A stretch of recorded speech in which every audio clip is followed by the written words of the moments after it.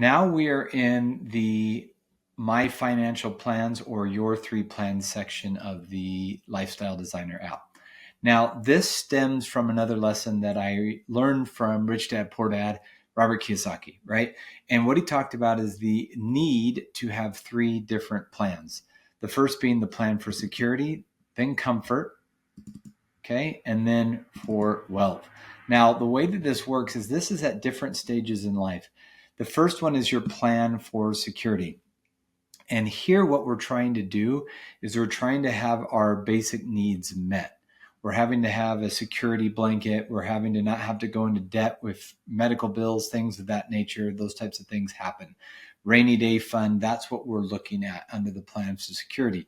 You'll notice there's a lot more here, and it gets a little smaller, and then it gets really small. So we're going to go through each one of these and what it means. So the first one here, the plan for security. Now, what we're looking at is a 401k plan, a self-directed IRA if you're self-employed. You've created a will, you own your home, and that may not be free and clear, but you own a home, right? Health insurance, life insurance. Everybody should have life insurance.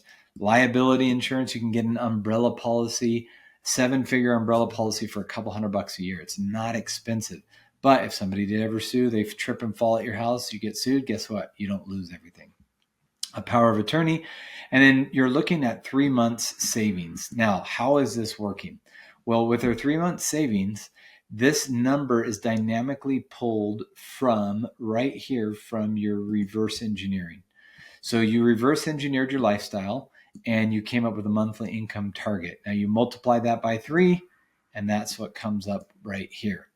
Then you've got here, which is 33% of your income target. So if we go to income tracker, that is pulling and saying, oh, you know what? We are at 96% of our income, our target tracker.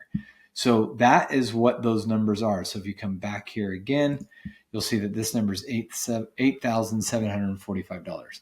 So what's nice about this is once we've completed this, we can come in here and we can put in the date that we completed. Let's say we completed it today.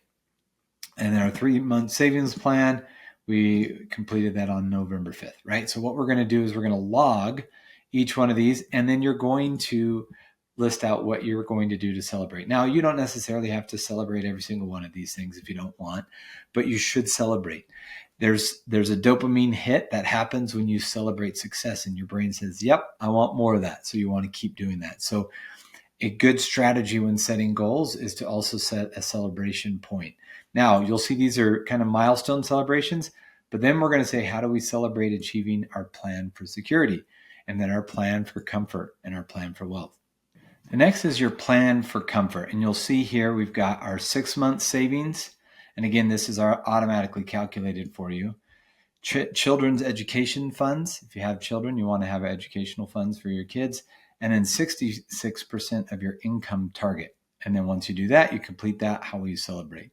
And then lastly, the plan for wealth. Now you'll be able to add items as well, maybe your plan for wealth, but this is specifically taking the things that are necessary.